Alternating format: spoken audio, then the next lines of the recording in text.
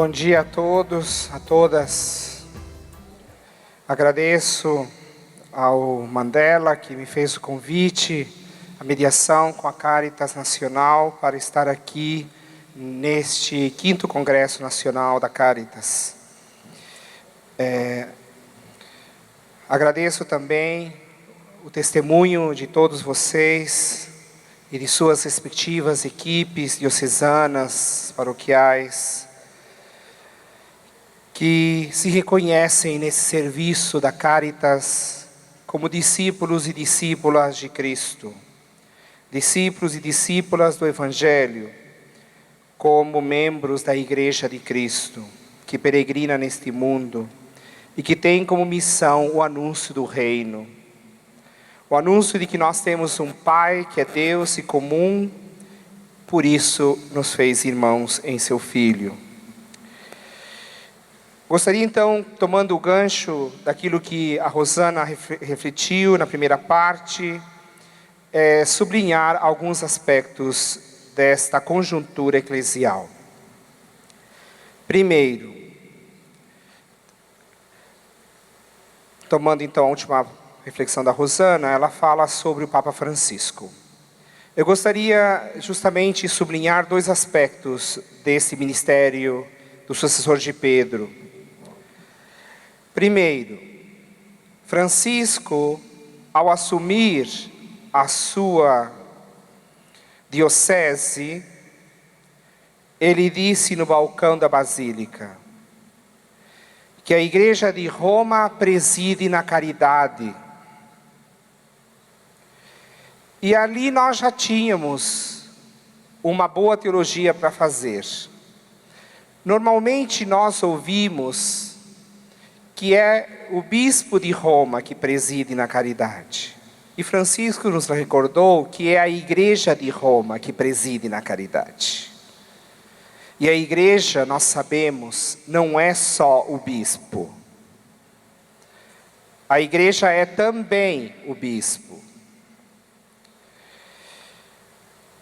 E Francisco, ao dizer que a Igreja de Roma nos preside na caridade, ele nos indicou o caminho e continua insistentemente nos indicando o caminho. Ele diz que a presidência da caridade começa pela periferia. Presidir na caridade é começar pela periferia. E assim ele fez.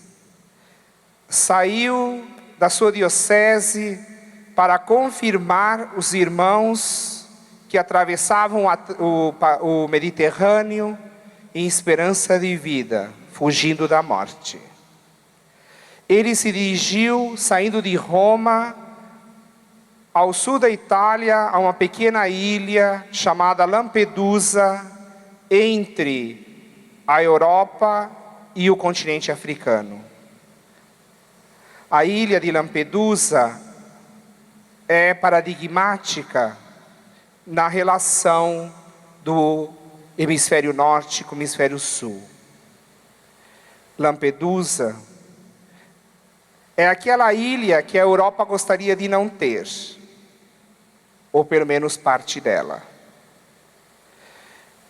E Lampedusa é, para os africanos e os medio-orientais, a esperança de fugir do flagelo, da miséria, da perseguição religiosa, política, da guerra. O Papa Francisco honrou os mortos no Mediterrâneo, orou por aqueles que ninguém celebrou missa, rezou pelos defuntos, abraçou os sobreviventes, se comoveu com os jovens que não eram cristãos, eram muçulmanos. E Francisco, como Francisco de Assis, abraçou os seus irmãos para confirmar seus irmãos cristãos de que a caridade não escolhe rosto, a caridade não escolhe raça, a caridade não escolhe religião. A caridade é, por excelência, a revelação do que existe de mais humano no divino e divino no humano. Por isso, ser caritas é deixar-se transformar por essa caridade.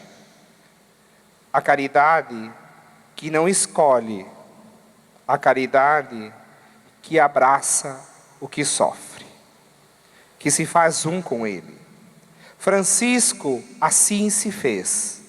Foi a Lampedusa com humildade para chorar com quem chorava,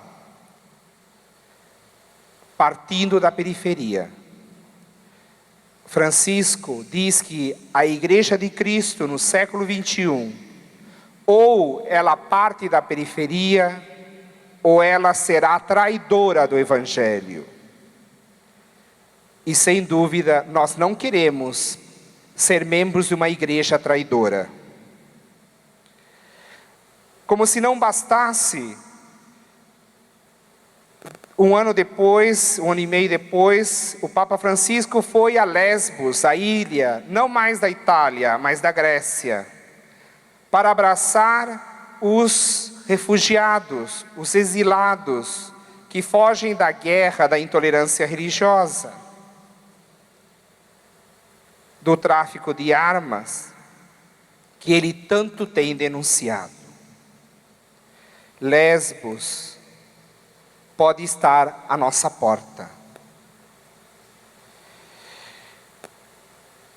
O que deveria nos chamar a atenção é que Francisco não tem medo da periferia, como muitos irmãos meus, presbíteros e não sei se episcopos, têm medo da periferia, têm medo dos pobres. É perigoso, eles cheiram mal.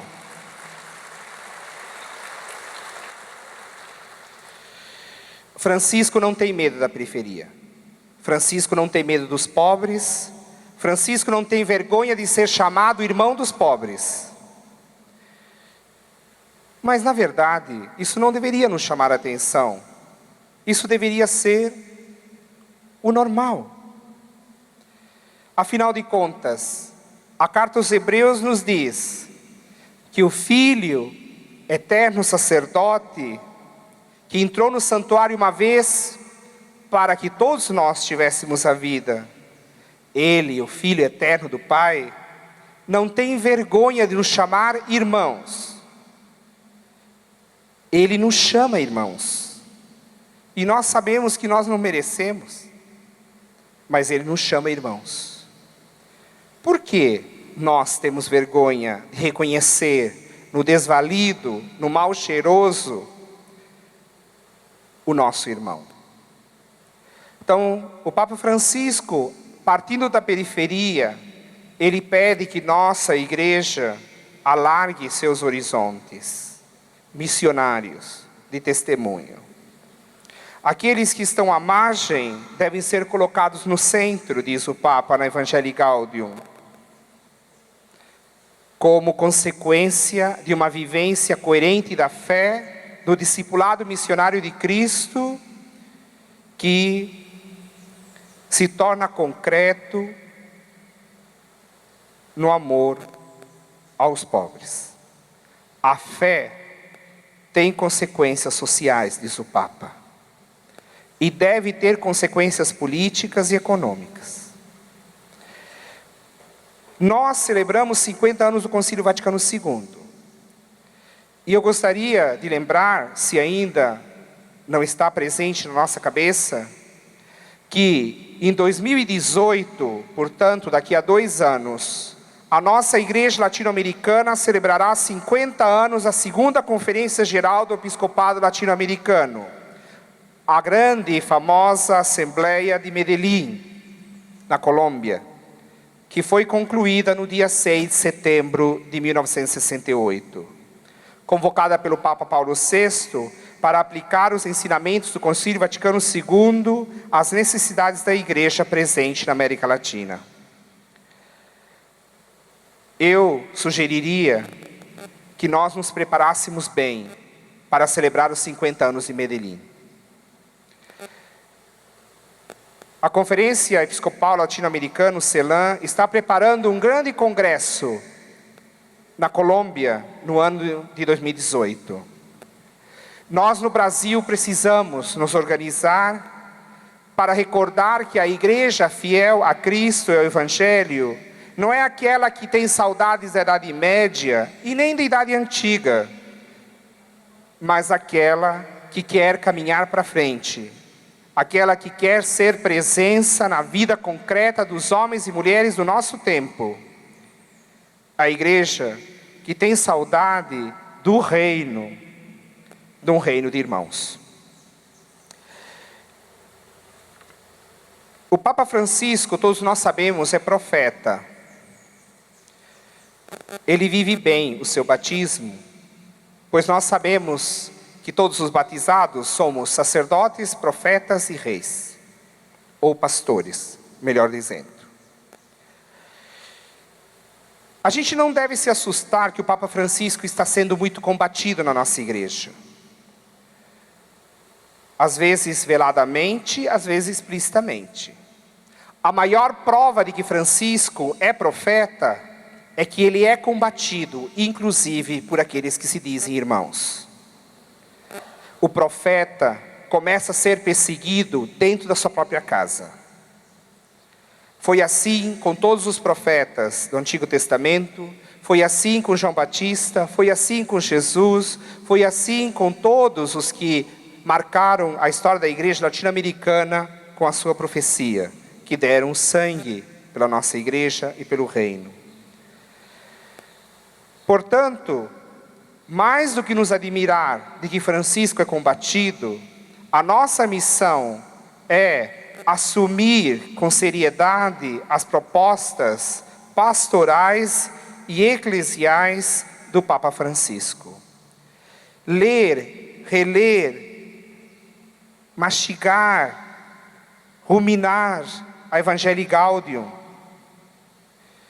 propor que nas nossas dioceses o documento Cristãos Leigos e Leigas na Igreja e na Sociedade, aprovado pela nossa Conferência Episcopal nesta última Assembleia, seja de fato vivido. Muitas vezes nós temos medo do direito canônico. E eu, como teólogo biblista, às vezes me pergunto, eu falo, olha, o direito canônico é muito necessário. Se o direito canônico fosse aplicado em nossas paróquias, em nenhuma paróquia existiria um padre administrando bem sozinho. Por quê? O direito canônico exige que toda paróquia tenha um conselho econômico, constituído por leigos e também ratificados pelo bispo. E por que isso não se faz? Por que o dinheiro da igreja deve ser administrado simplesmente pelo presbítero? Isso não é a vontade da igreja. Isso não é ensinamento da igreja. Isso não está nem nos documentos e nem no direito canônico. Portanto, aqueles que são legalistas e que se preocupam com os milímetros na liturgia, deveriam também se preocupar em ter conselhos econômicos, conselhos pastorais, onde se vota comunitariamente, onde se faz um discernimento comunitário, onde não é decidido tudo de cima para baixo, mas cada um tem o seu direito de se expressar, de dar a sua opinião. Nós precisamos fazer a revolução na igreja. Os leigos não são e nem devem ser teleguiados e capacho de presbítero. Os leigos são membros da igreja. Os leigos têm a dignidade de Cristo. Não são nem mais nem menos do que os presbíteros. Precisamos superar esta dicotomia diabólica de oposição entre clero e laicato. Por isso, eu repito, é preciso estudar e aplicar esse documento da CNBB. É preciso difundi-lo, é preciso estudá-lo. Se nós queremos uma igreja mais fiel ao Evangelho, mais samaritana, mais comprometida com a opção pelos pobres, nós necessariamente precisamos despertar no coração dos leigos o seu protagonismo no coração da igreja, para que possam agir com protagonismo na sociedade. Por isso, nós somos aqueles convocados para oferecer aos irmãos uma possibilidade distinta de ser igreja. Não simplesmente mandados, mas aqueles que sabem decidir juntos, aqueles que sabem orar juntos, aqueles que sabem trabalhar juntos. Para terminar, gostaria de sublinhar o aspecto da cruz, que a Rosana já falou, mas eu tenho insistido muito com os meus alunos na faculdade de teologia. Vocês perceberam que nas últimas 2 décadas, a cruz de Cristo está bastante enfeitada? Se põe tudo sobre a cruz de Cristo. Parece que nós temos vergonha do crucificado. Se põe coroa, se põe luz, se põe brilho, para disfarçar a condição de verme que o Filho Eterno do Pai aceitou por amor à humanidade. Me chama a atenção que na história da igreja, os grandes santos tiveram profundos diálogos com o crucificado. São Francisco de Assis, o crucificado lhe disse: Francisco, reconstrói a minha igreja. E ele achou que era aquela igrejinha de São Damião. E assim ele começou a fazer. Mas Francisco se encontrou com o crucificado quando abraçou o leproso. Madre Teresa de Calcutá, também orando, escutou do crucificado: tenho sede. E ela ficou perturbada com essa palavra do crucificado. E começou a buscar o que significava esta palavra de Cristo: tenho sede. E ela matou a sede de Cristo nos moribundos das ruas de Calcutá. E depois, com a extensão de suas irmãs, de todas as grandes cidades do nosso tempo. Madre Teresa serviu o crucificado vivo. Francisco serviu o crucificado vivo. Uma igreja que quer ser fiel a Cristo é chamada a servir o crucificado vivo. Não tenhamos vergonha da cruz de Cristo. Já nos exortava o apóstolo Paulo no primeiro século. Francisco, a igreja no Brasil é chamada a não ter vergonha do crucificado. O crucificado deve ser amado, deve ser libertado. O crucificado deve ser ressuscitado. Esta é a nossa fé. Esta é a fé da igreja que, como discípula missionária, quer ser fiel ao seu Mestre e Senhor. Não importa do que nos chamem, os nossos olhos devem estar fixos em Cristo, para que por meio dele enxerguemos o irmão. Deixo uma tarefa para casa que não é minha, eu apenas estou passando, porque é uma das que eu estou fazendo. O Papa Francisco diz, e pergunta à igreja, e pergunta ao mundo de hoje: onde está o teu irmão? Cada um responda segundo o seu desejo de fidelidade ao Evangelho e segundo o seu desejo de ocupar o protagonismo na sua igreja particular, na sua diocese, na igreja de Cristo espalhada pelo mundo. Estamos juntos. Façamos a vontade de Deus, como nos exorta o próprio Senhor. Sigamos aquilo que o Espírito de Cristo nos sugere. a partir da periferia, amar os pobres. Obrigado.